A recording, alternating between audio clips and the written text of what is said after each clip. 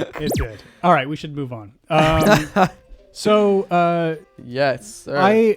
This next one, like, I just want to talk about, like, again, we were talking about it a little earlier with the Ella Emhoff thing, and just how the media narrative is like breaking it, because it's almost as if they're getting so extreme about how they're talking about things. It's not really well crafted or effective anymore. Mm-hmm. So this Wall Street Bets thing is just, it keeps dominating the media because again, it's like when you make politicians feel unsafe for a couple hours, it's an insurrection, attempted coup, democracy is about to be overthrown, bullshit. If you threaten hedge funds money, it's the worst. It is just like storming the Capitol, which is what that dumb lady said. You know, it's like equally as horrible. So it's like, it should be very interesting to everybody that when the power structures are threatened, how we had that episode where we're talking about the word Nazi, right? Yes. Pay very fucking close attention in the future. I know, like, you know, some of you might have been reactionary to like calling people Nazis, saying Nazis are going to take over, the day of the noose, all this kind of thing. But now pay very close attention to who is saying the word Nazi, who is saying the word foreign intervention, and then ask yourself, these people that are trying to make you scared of this invisible force that you don't see at all in your daily life, affecting it at all, the people who are saying it are the people who do affect your daily life and make it worse.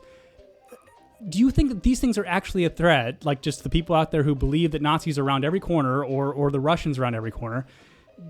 Do you think that they're using these things maybe to keep you scared of something that doesn't exist, so you don't pay attention to something that actually does exist? So, like, again, like, this one really fucking struck me because... The thing that exists being what? The wealth divide? That's a big part of it, yeah. So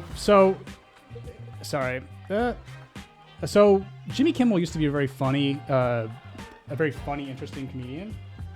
Oh, really? Yes. I've only ever known him to be unfunny. Well, but you remember, like, even when he first started doing his show, right? It had moments where it was like funny. I never watched his show. Okay, well, he only came on my radar when he became a cuck. So, yeah, that's kind of a shame. And well, maybe it's not though, because like him acting like what we're about to show you guys is like a tragedy to me, because I loved first off in my lifetime, I loved Loveline, right? Which was Dr. Drew and Adam Carolla, and Adam Carolla got the job from Jimmy Kimmel, who did the sports on that network. Oh. And then they would have Jimmy Kimmel on to do like skits and bits, and it was funny. And then after that, Adam Carolla and Jimmy Kimmel did The Man Show on Comedy Central, which was hilarious, misogynistic, but funny. I mean, it was super funny. But now this is who he is. GameStop, if you don't know, it's a video game store, and like a lot of businesses, they've been struggling because of COVID, but also because most people buy games online now. And yet, despite a sharp decline in sales, over the past 6 months, their stock price has grown by 8,000% because a bunch of amateur investors, maybe even some Russian disruptors who are part of a Reddit community called Wall Street Bets, decided to buy a bunch of GameStop. So, okay, I'm gonna play it just like that one. Lord. Okay, so, I again, like, because, like, why this is a tragedy to me, like, again, like I said, I've watched this guy for a long time and have listened to him speak, right?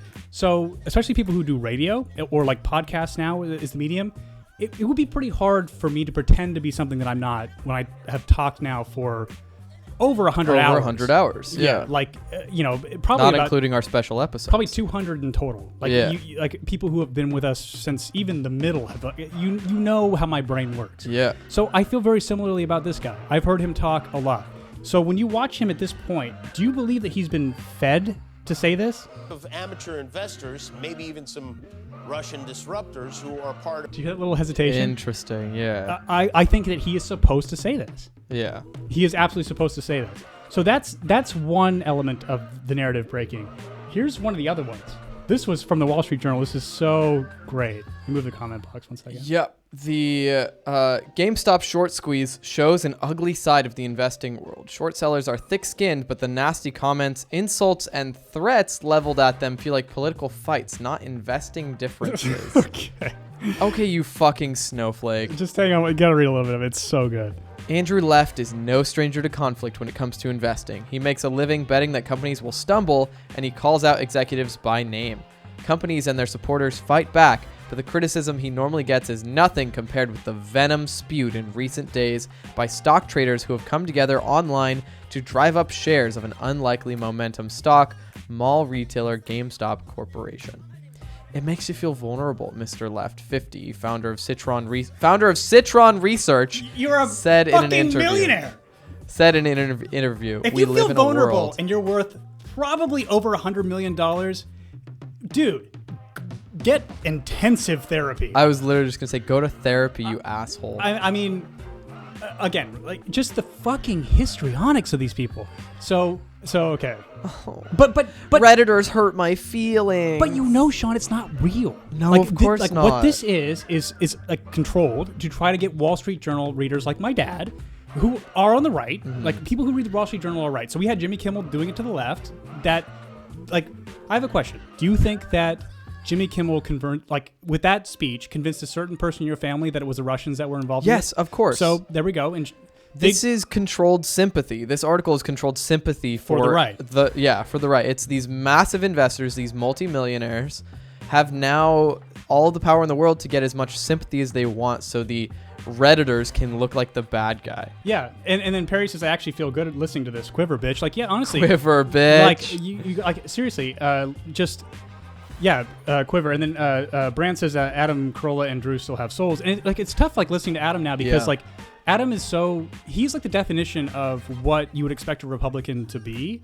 And I'll explain that in a second. Like, remember how I've told you about how Republicans are the masculine and then Democrats, are the feminine. Like, in the sense of, like, Republicans, pragmatic, get shit done, but like when you're getting shit done so aggressively that empathy for people kind of falls by the wayside.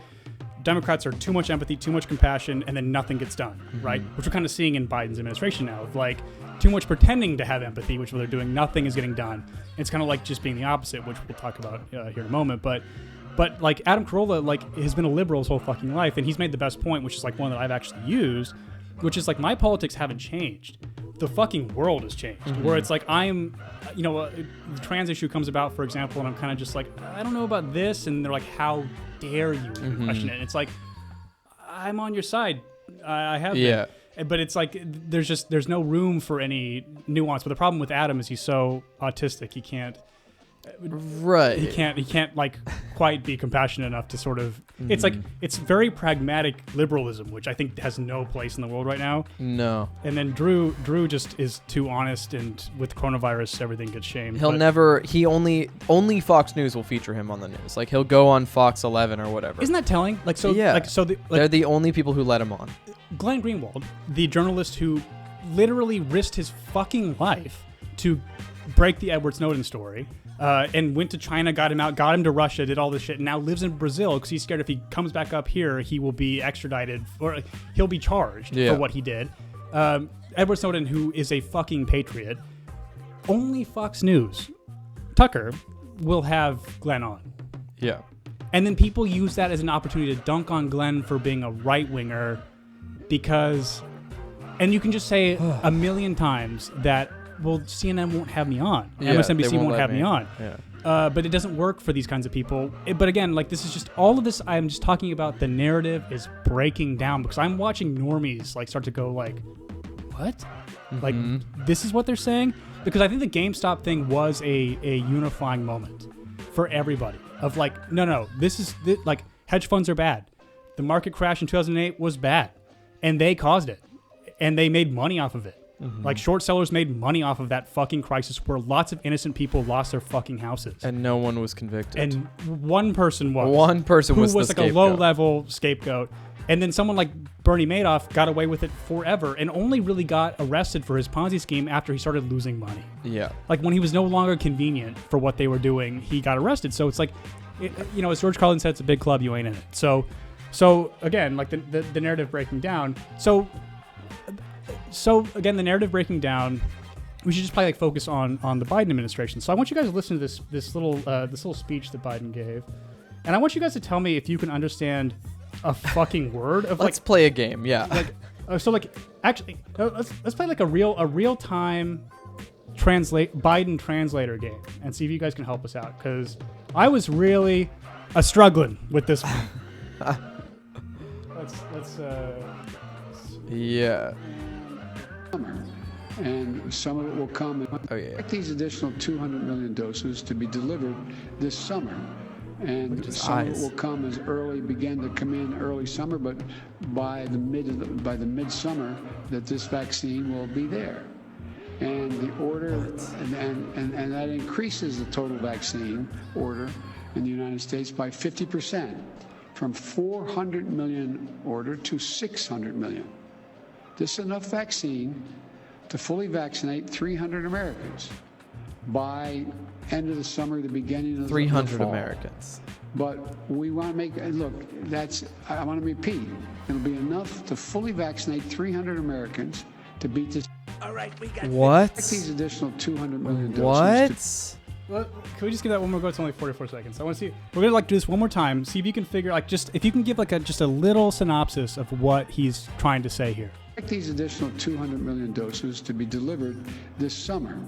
And some of it will come begin to come in early summer, but by the midsummer that this vaccine will be there. And the order, and that increases the total vaccine order in the United States by 50%, from 400 million order to 600 million. This is enough vaccine to fully vaccinate 300 Americans by end of the summer, the beginning of the fall. But we want to make, look, I want to repeat, it'll be enough to fully vaccinate 300 Americans to beat this. All right. So I tried closing my eyes for that so that I could allocate more brain RAM to my ears. I know generally Nothing.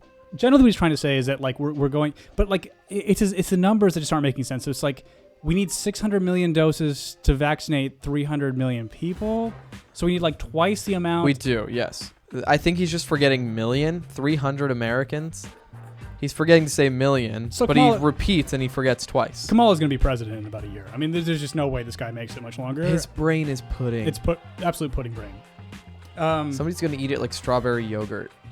Well, yes. Kamala's going to eat his brain like strawberry yogurt. Oh, for She's sure. going to eat the booty like groceries and then eat his brain like strawberry yogurt. And then Ella Emhoff will make a nice dress out of his skin. Old people skin. Just kidding. Gross. Sorry, Tom. No. That's why I'm kidding. But the thing with the media narrative breaking, which like Biden's brain, is that. So you remember when Obamacare was coming out? You might have been a little too young, but I think you will remember. I remember Obamacare was coming around, and they were saying the Republicans rebranded it as death panels, which was basically part of Obamacare was a right to die sort of program, which is good. I think that you should be able to choose when you should be able to choose to die humanely, Yeah. But then that got rebranded as death panels. You're going to kill grandma with death panels. The state will decide whether or not you kill grandma, and it was very effective. So that got nuked out of it. When it was the inheritance tax, which Democrats want, if you make if you inherit a certain amount of money, it should be taxed at a certain amount, which is not something I totally agree with, but that's a whole other podcast. Right. But again, it's what the Democrats believe in, which is not an unnoble thing. Ignoble, I don't whatever. But the Republicans rebranded it as a death tax. So what was one of the largest migrant hysterias around the Trump administration, right? It was the kids in cages. Kids in cages. So people who just watch Don Lemon think, okay, well, this was Trump built this. This is all Trump's fault. People who watch us and you and I know that Obama built these cages for these kids. Yes. Yeah. And so it was pretty obvious to us. Trump definitely accelerated the separation policy. But I think even on the last episode, I was like, do I think the majority of immigrants come over bring children as shields? No. Do I think a good amount of them bring children over as shields to cross the border? Yeah, I think it's important to know whether or not they're actually their children, or else now we have children essentially being trafficked without any of our knowledge of who they belong to, whose kids they are. I mean, it's fucked up when you think about it. And again, just to preface all of this, do I know how we're supposed to deal with this fucking massive influx of people at the border with children? No. And I don't think anybody does. But, there's kids in cages. Ocasio-Cortez went and cried at the border. And then now Biden is, instead of fixing the kids in cages, he's giving it a little old rebrand. He's sprinkling a little bit of that Biden touch on it. Biden administration prepares to open overflow facility for migrant children. Okay. Biden administration is opening an overflow facility for unaccompanied migrant children apprehended at the U.S.-Mexico border. Federal agency tasked with the children's care told CNN in a statement. The Health and Human Services Department will reopen a facility in Carrizo Springs, Texas, that can accommodate about 700 children and can be expanded if necessary. The reopening of the facility comes amid an increase in apprehensions of unaccompanied children on the southwest border, fueled in part by deteriorating conditions in Latin America and a perceived possible relaxation of enforcement and reduced capacity limits at other facilities due to COVID-19. It also comes as President Joe Biden rolls out new immigration executive orders tackling migration to the U.S. southern border. So it's your problem now, bitch. But you're gonna again, just the absolute hysterics about oversimplifying a very complex problem. Yeah. And again, it's I think that this even comes down to coronavirus and how it's being portrayed by the media in terms of you need to feel this way about it, or because one side of the spectrum controls the entire conversation in this whole country. Yeah. Silicon Valley, all these ABC, NBC, Hollywood, all these people are in cahoots about controlling what is acceptable to say. And so even if you and I we'd go okay, kids in cages, that sounds terrible, right? And then you look, oh, Obama built them. Even just saying Obama built them, people go, that's whataboutism, which, by the way, is a very clever tactic used by the other side of just being able to dismiss any other side. It doesn't matter. It doesn't have to be left or right. No, it's both. And again, all this shit has been just, it's been so cleverly created. But I'm not seeing people fall for this shit anymore. It's been, which is kind of a thing I thought might happen with a Biden administration, because I wanted him to succeed, but kind of we knew it was just going to go like this. It was just going to be, because we also knew that Trump, from a policy standpoint, was basically like a right-leaning Democrat, which is what Biden is too. And so yes, there will be more relaxed immigration policies, but then we now have more kids in cages, because now there are more people that are allowed to come over the border. I want to look up this facility in Carrizo Springs. Yes. I want to see if Carrizo Springs has a history. With what? Abusing children. I mean, I've not really seen any. I remember when because that was the tough part about doing this kind of thing during the Trump administration, was trying to objectively try to find information.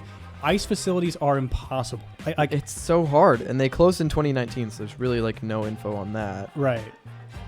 Yeah. I don't see anything. Yeah.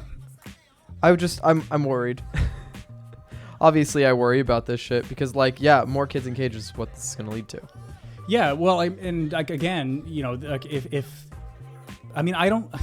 It's hard to really keep track also of the state of Mexico, because it's okay, is the government in control or are cartels in control? We don't really know, because we know the government will stand down in the face of cartels, and but we also know that cartels can do benevolent things. It's fucking bizarre. I mean, Mexico is a fucking dumpster fire, in this kind of way. Not entirely. You can't even say that the country's policies are bad, because then you're you're a racist toward Mexicans or whatever. And it's no. Well, it's the same as criticism towards the Israeli government or China. It means you hate Jews. Yeah. Or China. Yeah. It's now you hate Chinese people. It's no. And the people that do this have a vested interest in protecting these governments. Yeah. And so they're just human rights violations that are happening globally, right. And these people are treated like our allies. And we don't hold them accountable is why we critique them, Right. Anyway. So one more way of the simulation breaking, again, goes back to the Capitol getting stormed. Yeah. And who was the most hysterical member of Congress about her harrowing experience in the Of Capitol. course, it was AOC who tweeted, "I am safe," and got 600,000 likes in like 30 seconds. And then the narrative started to shift on her because people started to like geolocate where she actually was. Wait a minute. Found out she wasn't in the building that actually had people breach it. Interesting. Even though she told a very detailed story about how she heard them outside her door saying they were coming to kill her. She had this very detailed story. Started to fall apart. Then she lays out this thing about her being sexually assaulted that was kind of a non sequitur. I believe it happened, whatever, but it was like clearly to deflect from... Oh, because she has been assaulted in the past, past. And was experiencing and some she was things. connecting it to the Capitol security guard that was like trying to find her to make sure she was safe, and how it somehow felt like when she got sexually assaulted or something. Yeah. And then, so we won't even bother reading it because I do want to find out more about like the veracity of this claim, although it started to like really fall apart. And like she was trending today with Alexandria Ocasio-Cortez Smollett. Alexandria Ocasio-Smollett. Smollett, yeah. So but there is like something I wanted to, should I close it? Oh no. Oh yeah, I love that. I love this. So idea. there's a personality disorder, and I want you guys to think about how Ocasio-Cortez acts, and I want you to see if this fits. Yes, histrionic personality disorder is defined by the American Psychiatric Association as a personality disorder characterized by a pattern of excessive attention-seeking behaviors, especially beginning in early childhood, including inappropriate seduction and an excessive desire for approval. People diagnosed with the disorder are said to be lively, dramatic, vivacious, enthusiastic, and flirtatious. Women are diagnosed with HPD roughly 4 times as often as men. It affects 2 to 3% of the general population and 10 to 15% in inpatient and outpatient mental health institutions. Maybe she's got a mild histrionic personality disorder. Mild. Look, like, if it was extreme, she wouldn't be a functioning politician. Not true. So here's the thing. So preface, I think she does some good things. Largely they're performative, but her going to strike with those workers during the inauguration was an objectively good thing to do, right? Yeah.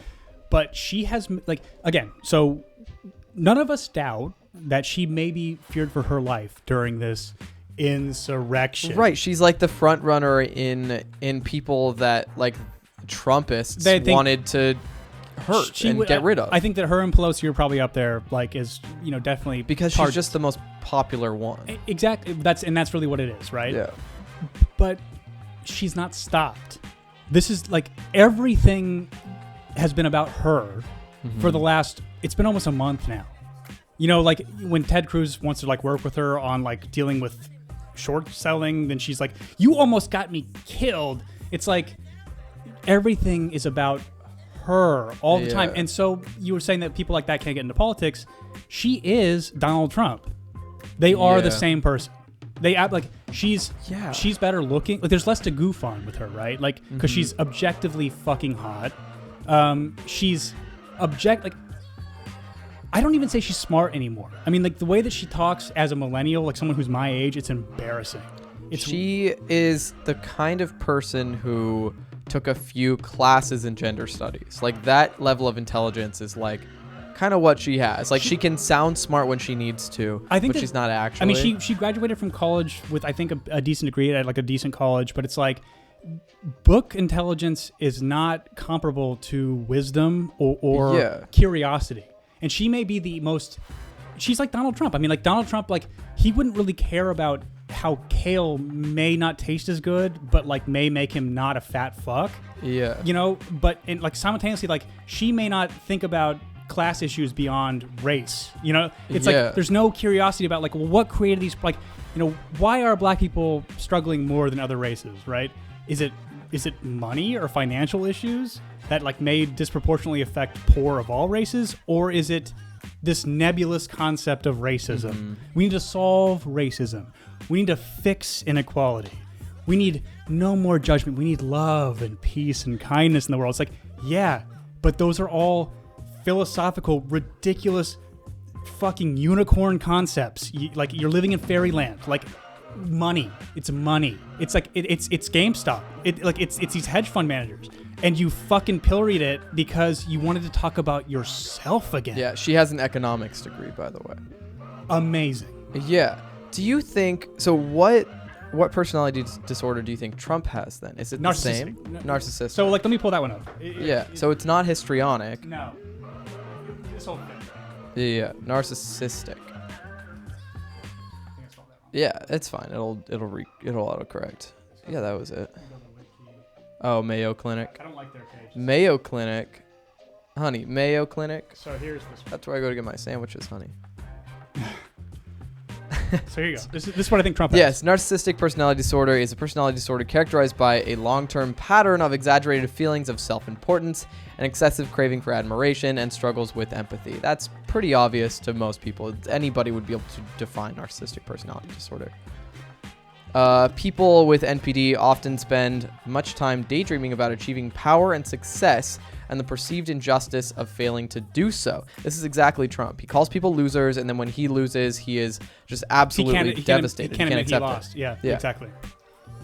This is a pattern of obsessive thoughts and unstable sense of identity, often to cope with a subpar real life. Subpar real life. It's a little small. Subpar real life. With the people with the diagnosis in recent years have spoken out about its stigma in media and possible links to abusive situations and childhood trauma, which these things can coexist. Yeah. You can have insane childhood trauma and become a narcissist. It's an explanation, but it's not an excuse, you know? Yep. There's treatment you can seek. Yeah. So I mean that's the difference, right? Like, Yeah. And histrionic personality disorder actually is like pretty, it's pretty similar to BPD, but like they're not as like borderline personality disorder. They're similar, but like histrionics aren't as like I'm gonna kill myself for attention. Like that's where like borderline kind of goes into like the next realm. What do you got? Just my oh honey liner hit Greg in a certain type of way.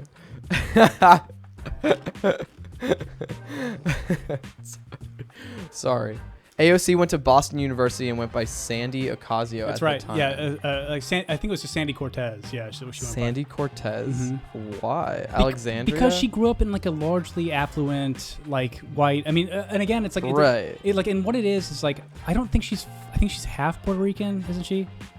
I have this. I don't know. It doesn't matter, but I have this theory, and like I would be curious because we have kind of like a multi-racial group now. So I'm curious of like all different types of people that listen to us, and we have Kate, our lone female. God bless you. Yeah, God bless you. Seriously. But have you guys found that the most identity politics driven people are mixed race? Because I have found that to be the case because they don't belong to either identity, and they feel jilted by that reality.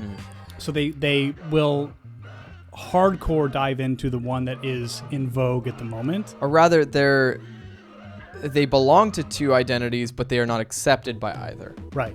That's the deal. Well, because and like that's kind of the thing, right? Like, so the particular one that I see often is somebody who's like half African American, half Asian in particular, because like Asians are doing fucking great here. Like Asians have no problem. Like they make more money than white people on average in America, right? Yeah. But black people aren't. So like, but when you're like black folks, and we're speaking on average statistically. Yeah, it's objectively true. So like, but black folks in general, and this is anecdotal, but I think that like this is probably pretty fair to agree. Like there's a lot of issue about light skin, black skin, like darker skin rather. Like there's lots of like issues about nuance of like, are you 100%, are you not? Especially with like black identitarians, right?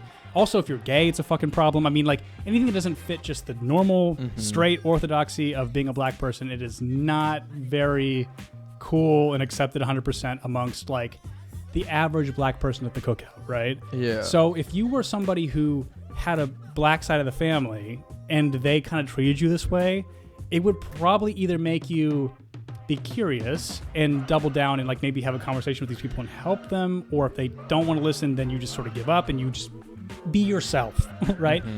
Or you're so desperate to cling for this sense of personal identity because you've not really cultivated your own, that then it's 100% into that lane, and then you can't convince that lane, that group of people, that you're a better version of them or whatever. But white people or other minorities can be the victim of your ire in terms of like I don't know, like, you know what I'm trying to say, right? Yeah, it's getting kind of heady, but you made your point. Yes. So like, Yeah, of course. And so we talked about, like the people who are most... Kate said Harris did that. I mean, totally. Like she she did not identify as black. In fact, like it's kind of interesting because like she's black Jamaican and then she's Indian, Caribbean black. and then but there's like a serious like racial problem with Indians in Jamaica, like where they hate black people and vice versa. And so it's like it's pretty interesting that then they came here and then she locked up a bunch of black people. We've talked a little bit about her like disconnect from American blackness, and it sounds kind of racist and commodifying to use the word blackness, but like we've talked about her disconnect and how she has no like familial tie to American slavery in the way that she talks about it so much, and like also she like blacks it up a little bit. She, like fully when she's like trying to appeal to a black audience, she puts on a black sound. Like kind of like Oprah. Like Oprah's allowed to because she's totally black, but like you'll notice like when Oprah's talking to like there's like a few times when Obama was like sort of running for president. Remember. She fucking laid it on thick when again like who knows? I mean, like that's kind of the fun thing about black reporters. Like you don't really know if they're doing like reporter voice or they're doing like their real voice. You know what I mean? But generally speaking, like a white sounding voice is what's acceptable for daytime TV, which is what Oprah was doing in Chicago before she became Oprah, right? But it was weird and kind of inauthentic to at least know that she could build a career off of that persona. And then get up like, y'all read some books. It's what we knew her voice as. It's different. So like we were accustomed. Accustomed.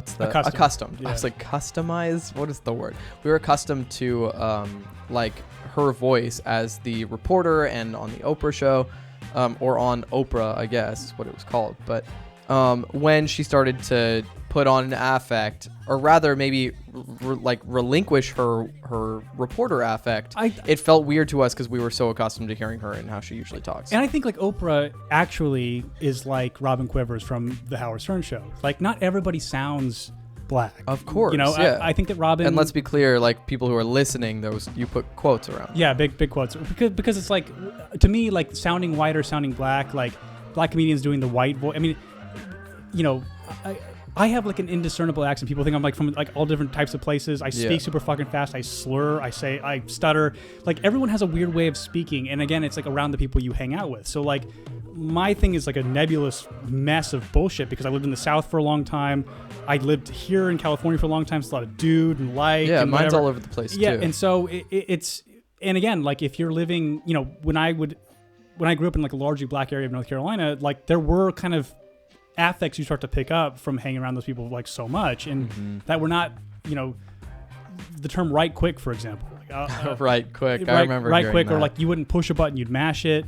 You know, like they're like these kinds of things that were like they were kind of quote unquote black vernacular that was Southern black vernacular that would get passed up to white people. It was like just a mess, and so like this shit isn't really important to focus on, but there is like.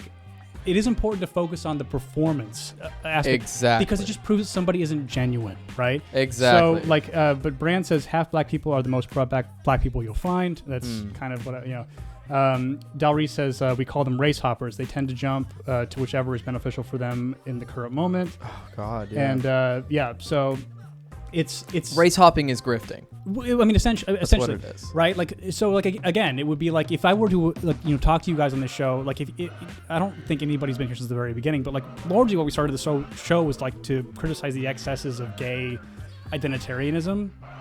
Yeah. And if I were to like all of a sudden dive into it because it was beneficial to some sort of career prospect, you would know I was fucking grifting. You know, like if I were to go, you know, like for example, like if they were to say, you know, your podcast is going mainstream, or like your music career is going mainstream, go on Andy Cohen's show, like, Andy Cohen, it's so good to see you. You'd all fucking know. You'd all know I was full of shit, you know? And so that's kind of what it is. Like on a non, like less intense because, you know, you can't not look black, you know, but there is like a way that people using their identity in a very inauthentic way, and that's kind of the point. Exactly. Yeah, and to bring it back to AOC, inauthentic, fucking absolute hysterics over almost dying in a building that was not rated, performative, for her benefit.